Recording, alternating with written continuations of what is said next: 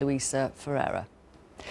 Thanks for tuning in. You are just in time for the weather. Here is Carol. It's coming up to 10 o'clock and look at that gorgeous photograph from a viewer. It is. It's of the Aurora Borealis, otherwise known as the Northern Lights, and it was taken on Monday when the skies were clear enough and there was enough solar activity going on. Have you ever seen the Aurora Borealis? No, I've tried. In Northumberland, we were there once. It was the summer. We thought it was the Northern Lights. It wasn't. We maybe had one too many. That is a whole nother story that we were talking about the other day, so swiftly moving on.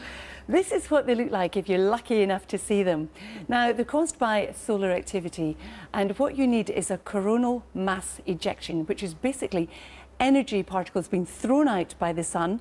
They take a good 24 hours before they start interacting with the Earth, and the likes of the density of ozone, oxygen and nitrogen will determine what kind of colours that you're likely to see. So, for example, where there's not much oxygen way up in the atmosphere, 200 or 300 kilometres up in the atmosphere, you're more likely to see the red ones. Right. So you may see them if you're in a plane, whereas where we are lower down in the atmosphere, you're more likely to see the green ones, right, because there is more oxygen. But have you seen green or red? I haven't seen any. I'm gutted. I've chased them as well. Haven't seen them. Right, okay. But they come in a multitude of colours, purple, amber. They're spectacular. And in fact, one of my friends has seen them, and she said it's like having a big stage curtain, catching it at the side and just doing this with it, and it wiggles and wobbles like that. They're beautiful. Gorgeous. I'd love to see them. The other thing I know you're interested in, Victoria, is pollen.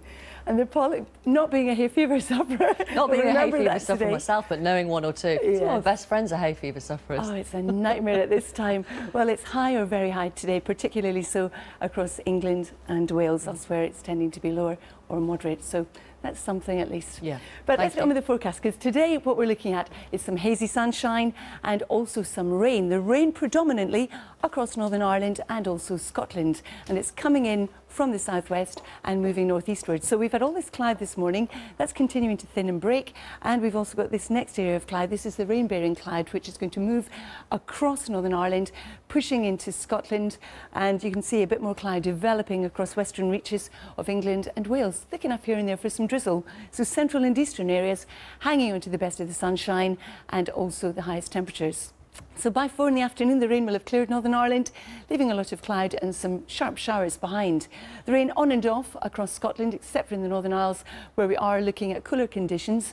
And then as we drift into Northern England, the cloud building ahead of the weather fronts, as it is across Wales. Again, some drizzle or some spots of light rain. But as we move through the Midlands, into East Anglia, in through Kent, all the way over towards the Isle of Wight, we're back into some hazy sunshine, feeling pleasant. Temperatures 23 or 24. Into the southwest, you'll see a bit more cloud developing through the afternoon, particularly in the west, thick enough for some coastal drizzle, and there it is coming in too across Wales. Now, heading on into the evening and overnight, we've got the rain continuing for a time across Scotland, but it will tend to wane in situ and we'll be left with a lot of cloud, murky conditions and some drizzle. Still a lot of low cloud affecting parts of the west, but clearer skies in the east. But really, it's not going to be a cold night. Most of us staying in double figures. Then tomorrow we start off with some brighter skies across England and also Wales. In fact, we'll see some brighter skies for a time too across Scotland. But then more rain comes in across Northern Ireland, spreading northeastwards, and you can see in the west there will be more cloud associated with that too. So if you're stuck under that, we're looking at highs of 12 in Aberdeen. Feel quite muggy as we come further south with highs 22 or indeed 23 Celsius. Now, if you are heading to Glastonbury in the next few days, don't forget you can find more information about what the weather's going to be like there on the BBC Weather app by the hour or indeed by the day. But I can tell you on Friday you can expect some rain. On Saturday it'll be drier and brighter, it'll be fresher as well.